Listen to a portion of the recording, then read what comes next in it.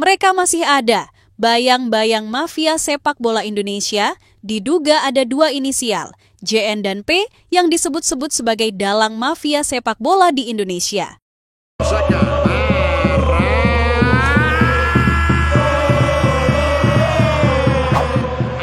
Sebuah luka lama yang belum juga sembuh, mereka disebut mafia sepak bola. Dan ya, mereka masih ada dan masih berkeliaran.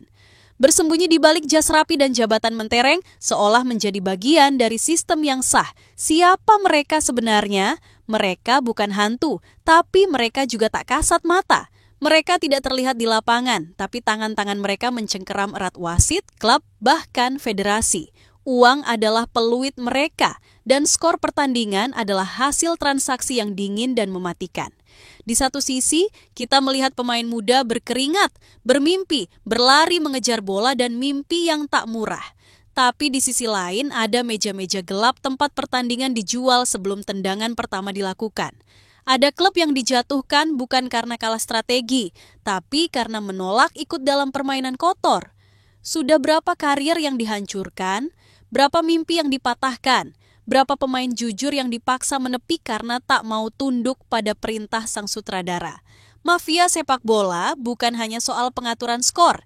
Ini soal sistem, soal jaringan, soal budaya korup yang sudah terlalu lama dibiarkan tumbuh seperti benalu, menyedot habis energi dan integritas olahraga ini. Tiap kali kita merasa sepak bola Indonesia mulai bangkit, mereka datang lagi, seperti kabut, mengaburkan arah dan menyusup tanpa suara. Beberapa sudah tertangkap. Tapi jangan pernah percaya kalau semua sudah bersih. Karena mereka yang benar-benar berbahaya bukan yang sudah masuk penjara, melainkan yang masih duduk nyaman, tertawa di balik layar, sambil mengatur siapa yang juara dan siapa yang harus kalah. Karena selama mafia masih hidup, sepak bola Indonesia akan terus berjalan dalam bayang-bayang gelap seperti Calciopoli.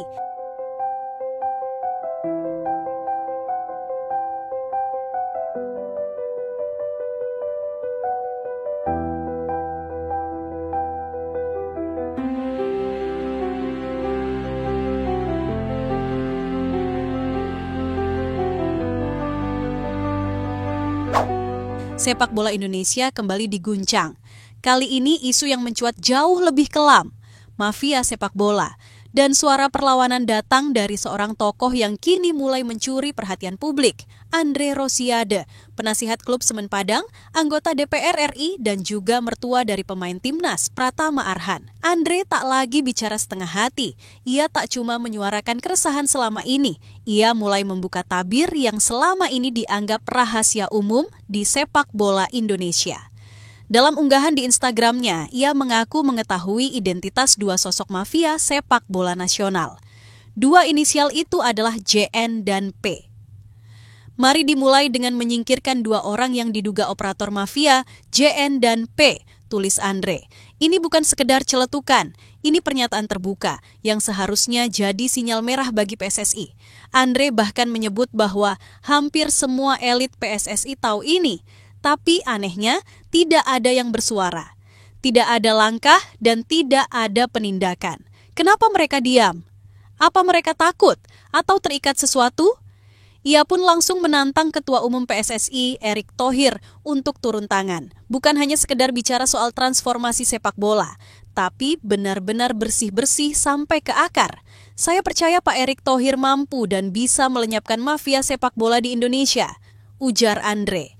Nama Arya Sinulinga, anggota Exco PSSI, juga diseret dalam narasi ini. Kata Andre, Arya pun pernah jadi korban. Klub miliknya berulang kali dikerjai oleh tangan-tangan kotor yang mengatur dari balik layar.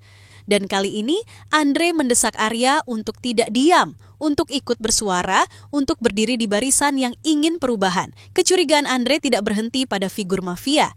Ia mulai merunut pola-pola yang mencurigakan. Salah satu sorotannya tertuju pada wasit. Contohnya, pertandingan PSS Sleman versus PSM Makassar yang baru saja memicu protes keras dari kubu Juku Eja. Dalam laga itu, PSM merasa dicurangi dengan sejumlah keputusan wasit yang dinilai berat sebelah. Yang menarik, Wasit yang memimpin laga itu juga sebelumnya memimpin pertandingan Semen Padang versus PSIS Semarang, yang juga penuh kontroversi dan jadi sasaran protes dari Andre. Ini sebuah kebetulan atau pola? Coba dicek Pak Erik, ini wasitnya sama? Kata Andre dalam story Instagramnya, menyiratkan bahwa ada pola yang perlu ditelusuri lebih dalam. Tak puas hanya bersuara di media sosial, Andre Rosiade melakukan langkah nyata. Ia mendatangi langsung kantor PT Liga Indonesia Baru. Tujuannya jelas, mendesak penggunaan wasit asing untuk pertandingan-pertandingan penentuan degradasi. Bukan tanpa alasan, Andre menilai tekanan di pekan-pekan akhir Liga 1 sangat besar. Terlalu besar. Dan jika di saat genting seperti ini masih ada wasit yang bisa masuk angin, maka nasib klub bisa ditentukan bukan oleh kualitas permainan, tapi oleh peluit yang dibeli. Jangan sampai VAR digunakan sebagai alat mafia baru. Jangan sampai teknologi justru diperalat untuk membenarkan keputusan kotor, katanya tegas. Pertarungan lolos dari degradasi ini bahkan lebih dahsyat dari perebutan gelar juara.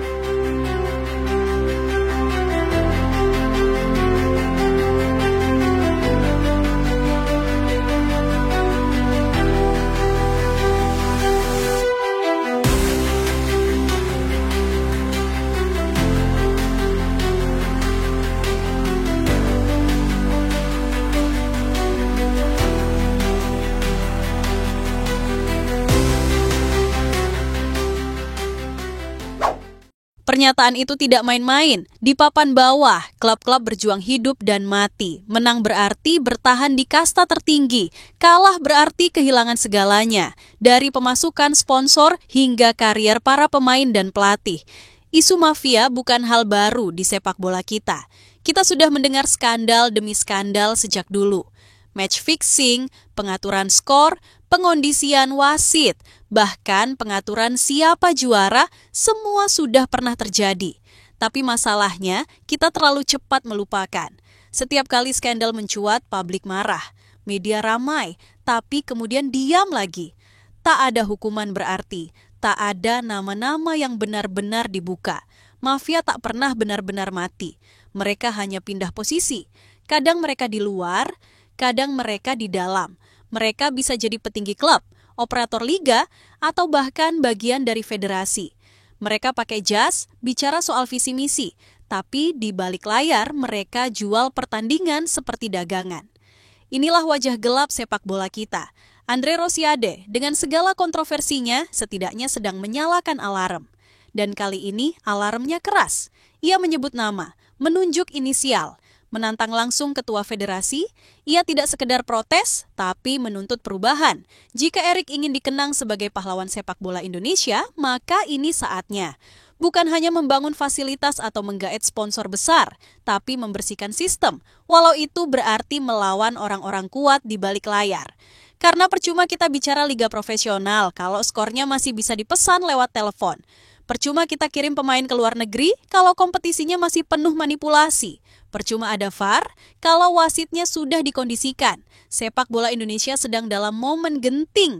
Satu sisi sedang tumbuh dengan timnas yang mulai bangkit, supporter yang makin militan, dan antusiasme yang meningkat. Tapi di sisi lain, akar busuk masih menancap kuat. Dan jika kita tidak segera memotongnya, jangan salahkan siapapun kalau semuanya tumbuh lagi. Mafia sepak bola tidak bisa dihadapi dengan pidato. Mereka hanya bisa dikalahkan dengan tindakan nyata. Apakah suara Andre Rosiade akan diabaikan atau menjadi awal dari perubahan besar? Setelah suara Andre Rosiade menggema kemana-mana, menyebut inisial, menyoroti wasit, bahkan menantang langsung Ketua Umum PSSI, publik pun bertanya-tanya, apa reaksi Erick Thohir? Nyatanya, Erick buka suara. Di hadapan awak media, Ketua Umum PSSI itu memilih untuk tetap tenang. Ia tidak terpancing emosi, tidak membalas dengan tudingan, tapi juga tidak langsung membenarkan semua yang disampaikan Andre. Kalau memang ada bukti, ya silakan dibuktikan. Kita ini nggak bisa saling menuduh, ujar Erick. Baginya, kritik adalah bagian dari demokrasi. Tak masalah jika Andre Rosiade bersuara lantang. Tak jadi soal jika ada yang protes.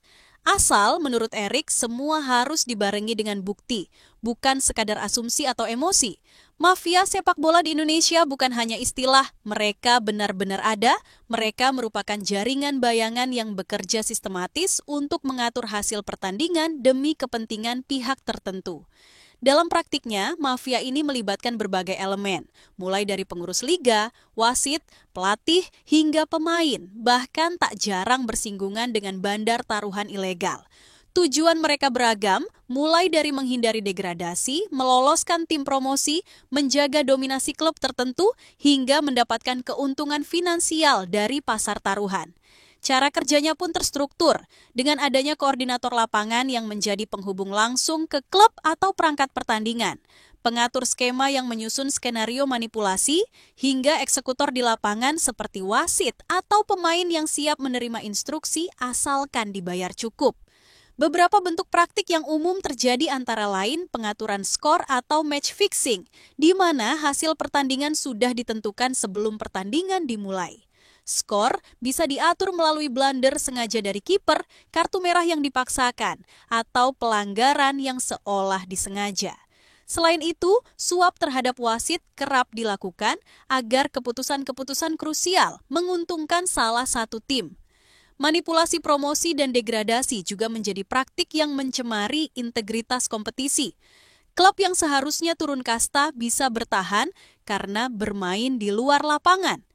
Bahkan ada tekanan kepada pemain atau pelatih untuk memainkan strategi yang melemahkan timnya sendiri.